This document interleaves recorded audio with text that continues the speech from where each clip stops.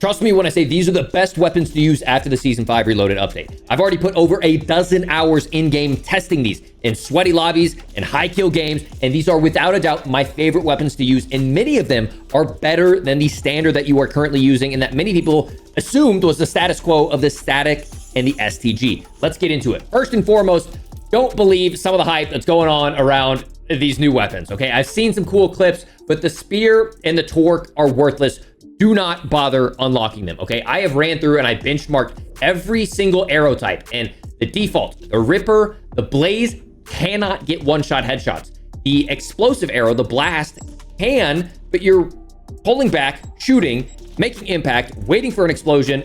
By then, just use a sniper rifle, okay? The Caustic and the Snapshot can actually get instant headshot kills, but it's only out to like 15 or 20 meters, and then it requires multiple arrows. And the worst off is it's a launcher. So you have one arrow and then you have 6 in reserve. So there's really no point to use this at all, especially inside of Warzone. Now the spear is interesting because you can one-shot headshot, and even in a weird way, you can one-shot arm shot, even though it's 2 shots to the chest and legs. Like I said, I tested all this. It's weird. But you only carry 3 of them. Now it's cool because you can throw them and you can pick them back up, but it's a meme. It's a waste of your time. Unless you're really just looking for something special to play and you're a very high skill player, do not waste your time with any of these weapons, okay?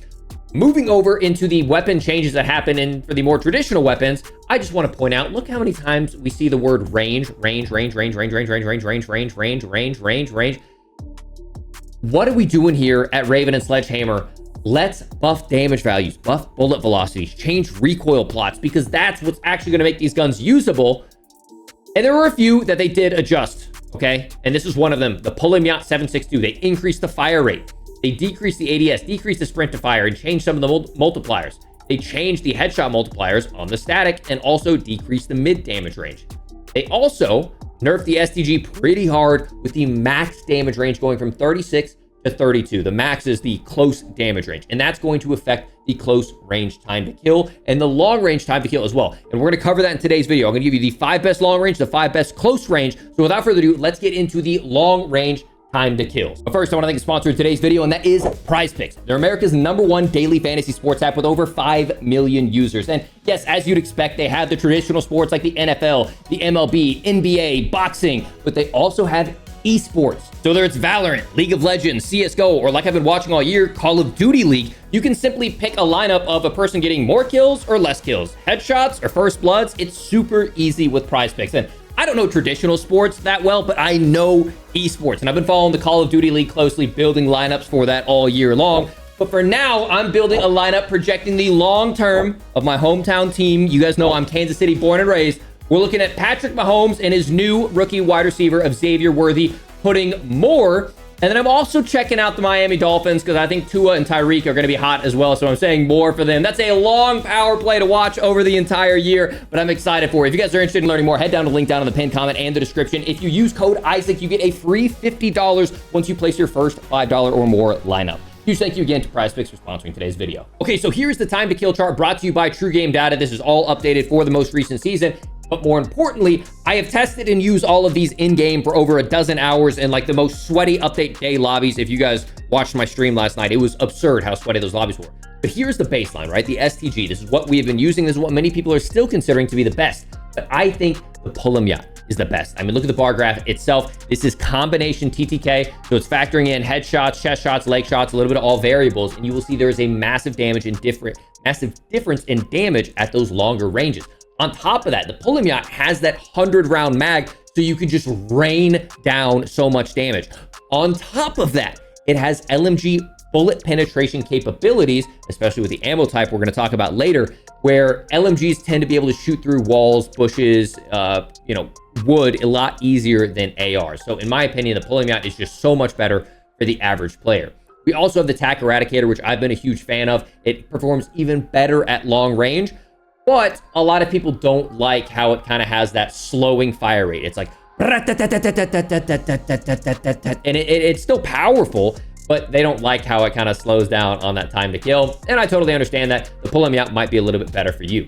We also have the BAL 27, which is actually the inverse, where it speeds up the longer you shoot it. And so the Bow 27 here looks all right, but after the first 4 shots, it reaches its full fire rate capability, and you'll see it kills just as fast as the STG and the Pulemyot up close, and it performs better than the STG at mid to long range as well.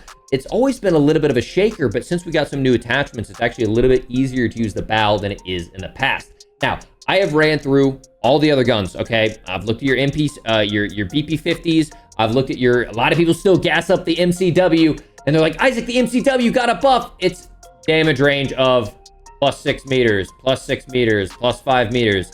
It is still a pea shooter at range. So when I say trust me that I've looked through most of these, I'd be pretty shocked if someone commented something down below that would be better to use than these.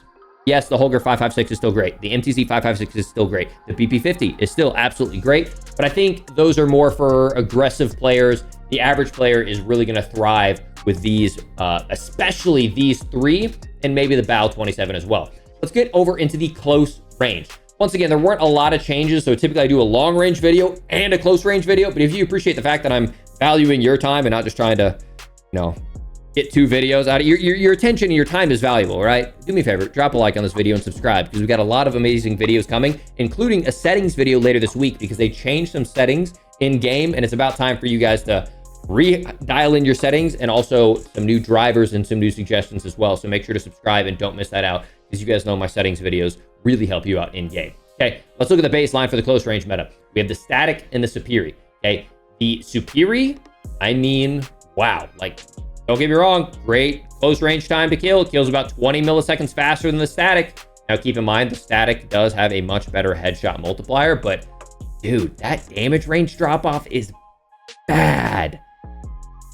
Really bad. I almost don't recommend running the superi at all anymore, especially when we start to look at some other options like the Rival 9, which did receive a buff and now is pretty much a line on line and even better than the static. The Rival is definitely something you need to take a look at. And oh my gosh, the Striker is my new favorite sniper support. Look at that. It does not reach that damage range drop off until 26 meters. It maintains the same time to kill at 0 meters as 26 meters. That's insane. And it makes it a very viable close range, especially sniper support. In the past, we had talked about how the STG was like my favorite sniper support, but since it got nerfed and that close range damage isn't as good as it used to be, now that Striker is starting to shine a little bit more. And then we have the MCW. When we go to take a look at the MCW later, okay, look at how fast it kills. It kills 57 milliseconds faster than the static HV. So when I show you my build later for the MCW, we are not building the MCW as a sniper support. It is a sub 20 meter cannon, because honestly, after 20 meters, it performs kind of worse than all the other SMGs. So keep that in mind as we go through the build later for that MCW. But without further ado, let's get into it. This is my PKM heavy build, my Pulemyot 762. It is so good. It is so dang good. I was using it all night. It was my weapon that I used when I had to pull out a sweaty lobby. And as you will see, hardly any recoil, insane amount of damage per mag. It is by far my favorite gun to use inside of the game right now.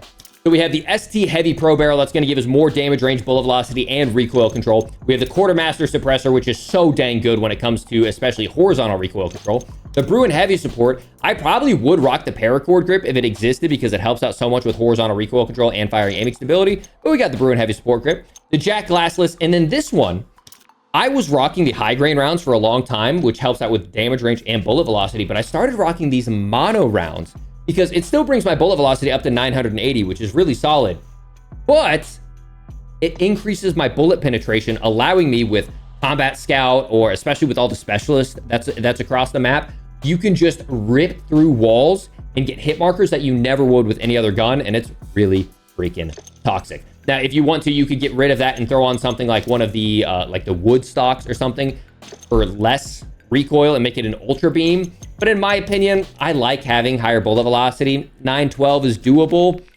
You could definitely, it's up to you, right? This is my baseline build. Give it a try for yourself. This is what I'm absolutely loving. This is my #1 build to run right now. Make sure you're taking a screenshot if you haven't already.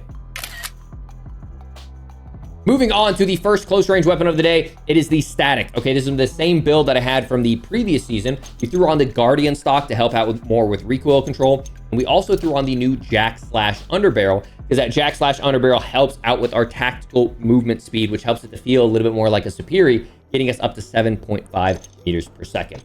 From there, it's the same gun that we know and love. It is still dang good to use, and it has great movement speed. Keep in mind, the static and the superior absolutely have better movement speed than pretty much any other SMG that's in the game because they were released after the MW3 launch window. Combining that with the auger light barrel and the NIDAR scope, for me, this is just a very, very steady gun to use. There are some other ones you might want to consider, but this is still treating me very well inside of Warzone. Make sure you're taking your screenshot. Moving on to the second pairings of long and close range, we have the STG. Once again, we saw it is still very much steady Eddie, especially inside of that under 50 meter range. It starts to get a little bit pea shootery when it comes to those long range, but at the same time, there is time to kill and there is effective time to kill. There is no other AR in the game that I would want in my hand. If someone's holding a head glitch and I just can only see just that little bit, that STG is just going to make it so dang easy. It's the same build that I had all the way at the beginning of last season. DR79, Jack Glassless, Burn Gewehr, Quartermaster, and 50 round mag. Make sure you take your screenshot if you haven't already. Moving on to close range build number 2, it's the new Rival. Okay, really impressive. I was shocked, right? We've been seeing it creep up the meta, creep up the meta, creep up the meta. But now that we've gotten a couple new things like the Quartermaster, the Paracord, and the recent buff that it's got, the Rival is actually looking really good inside of the meta. We saw that it was pretty much line on line with the static. The movement speed is really nice on this. Maybe not as good as the static when it comes to movement speed, but it's a straight shooter. It's got a clean iron sight, so you don't need to add an optic like you, in my opinion, do with the static. And it turns into a really solid gun. You'll see it has only attack sprint speed of 6.9 though, which isn't nearly as high as I would like. You could, if you want to, throw on something like the Jack Slash, and that'll help bring it up. But I think for the average player, they're going to want the recoil control of the Vice Assault, the 40-round mag, the Paracord, Quartermaster, and Rival. If you're really confident, once again, with your recoil control, you can consider getting rid of this this rear grip right here and throwing on something like a flash stock, which will also help bring up your movement speed. But in my opinion, this is the meta build for the Rival 9, and it's something you should try out now that the static and superior have been brought down and the Rival has been buffed a little bit. Actually pretty dang good compared to that static. Make sure you take your screenshot if you haven't already. Once again, if you guys appreciate that I'm combining all of this into one video, both long range and close range, and I spent over a dozen hours currently recording this at 4 o'clock in the morning, so that way you guys get the news first. Make sure to drop a like and subscribe for even more. Okay. I freaking love this sniper. I still don't think it gets enough gas. I love the Moors, okay? I've made this build a little bit different than what I've done in previous builds. I'm trying to build for aiming idle sway, right? So you'll see there, the Bruin Heavy Support Grip helps out with aiming idle sway. And the reason I'm doing that is this is a charge barrel, so I'm not going to be quick scoping anybody. I used to rock the super light stock, but for me, I need, especially at those long range shots, I can't have all this sway going on. So I've thrown on the heavy stock. I've thrown on the Bruin Heavy Support, which helps out with aiming idle sway. I know there's some other ones that also help out quite a bit, like the TAQ Ripper is known for helping out as well with aiming idle sway. I'm going to be trying kind of all of them out and see which one helps most. But the charge barrel is a must. The anti-material is a must. And then I rock the Heinrichter hybrid scope because it does help out my aim down sight speed by 5%. And then I also like the variable zoom that it comes with. But if you want the standard zoom, you could ditch that and maybe throw on something else like the control grip, which helps out with aiming idle sway. So there's a lot of options here. Me personally, I like the Heinrichter just because it makes my ADS that much faster, and I like to be able to zoom in and out with it. But I'm telling you, I don't see any reason, especially on big map, to run the Kar 98 anymore. If you're gonna snipe, you need to be a power position sniper. This does 257 to the upper chest, 256 to the lower chest. It can two-shot anywhere on the body at long ranges, and it one-shot headshots across the map. Okay, this is the best sniper in the game right now, and it's what I use when I'm playing power position. I know it's a sweaty lobby, and I need to get those picks. This is what I want in my hand. Make sure you take a screenshot. Now, moving on to what I think now is the best sniper support. It's the Striker. The Striker 45. It continues to get buffed. They buffed the damage range even more, and then combining in the new attachments of the Quartermaster, which helps out with recoil control, and then the new jack/underbarrel, helping to bring up my TAQ sprint speed without me having to go with something like the no stock for TAQ sprint speed. This thing is a beam, and we saw its damage range is insane. And look, I mean, look at all this visual recoil. Like,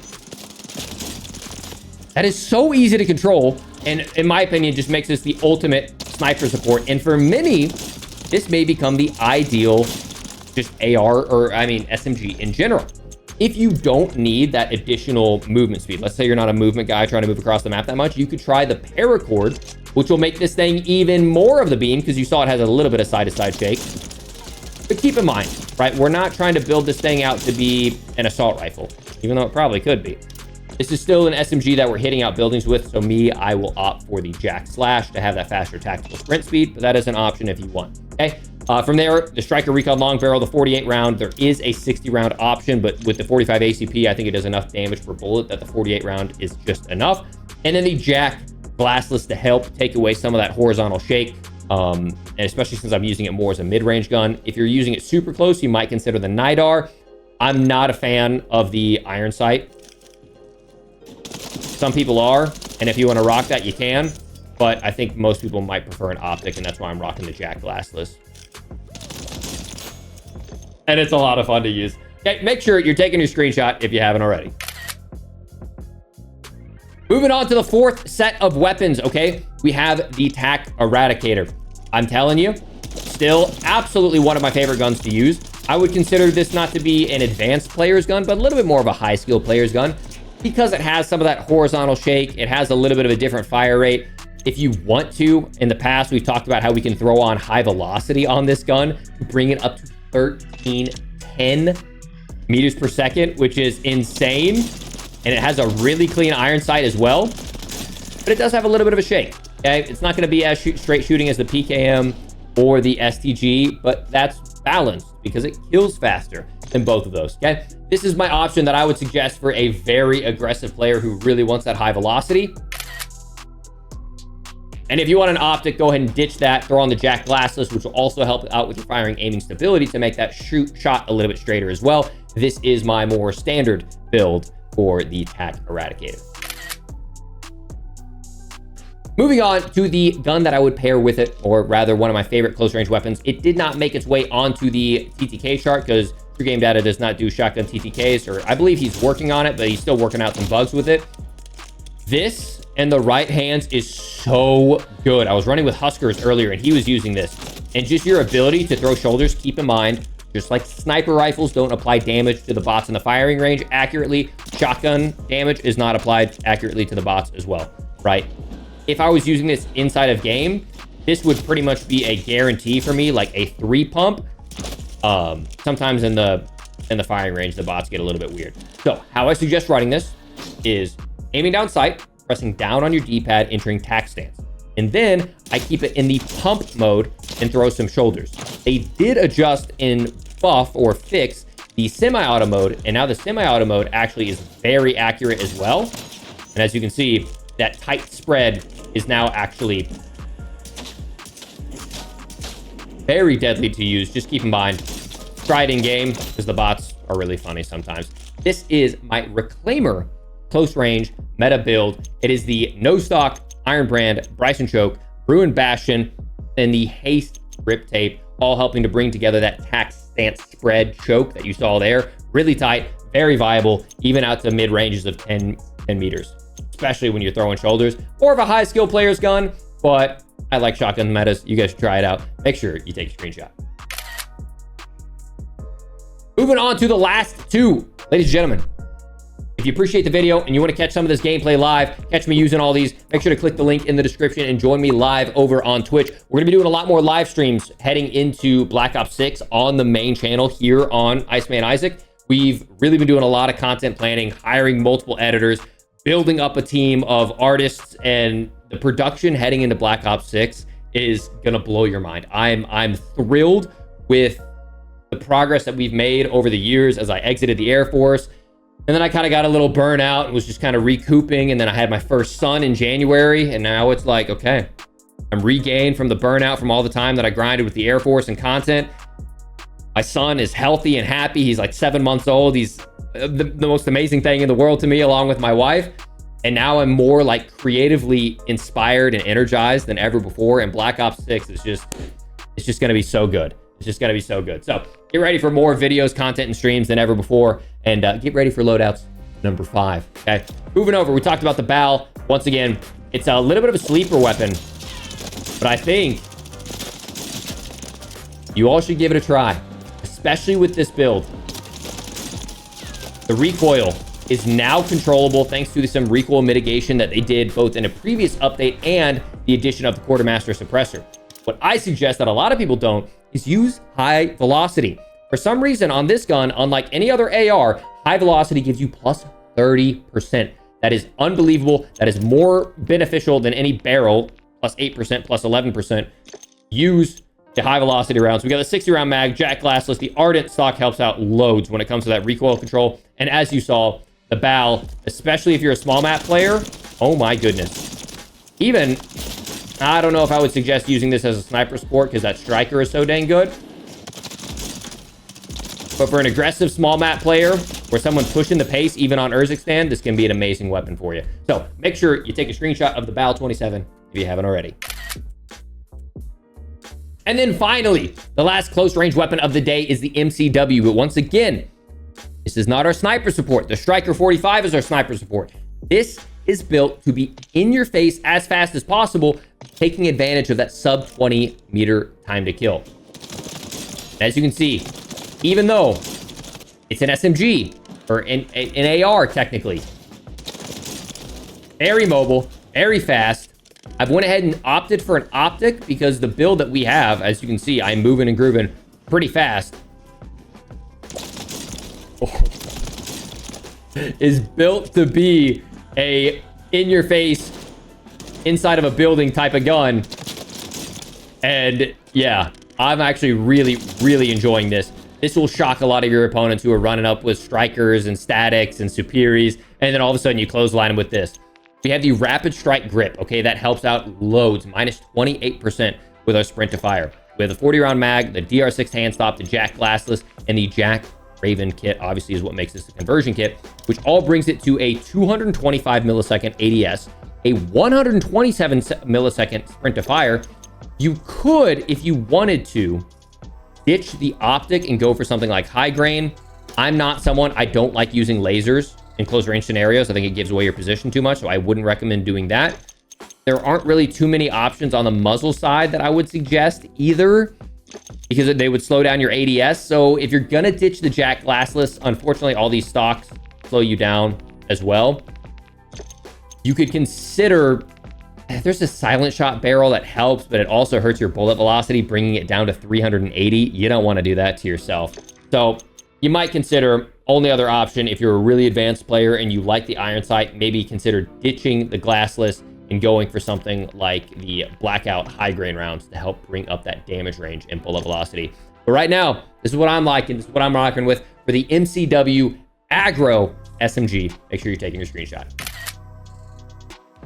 Ladies and gentlemen, that wraps up the new meta for the Season 5.5 Reloaded. Like I said, it's been over a dozen hours in-game and testing all these numbers. Don't even worry about running that bow and arrow. Don't even worry about running the spear. But these 10 weapons that I gave you, absolutely give them a try in-game.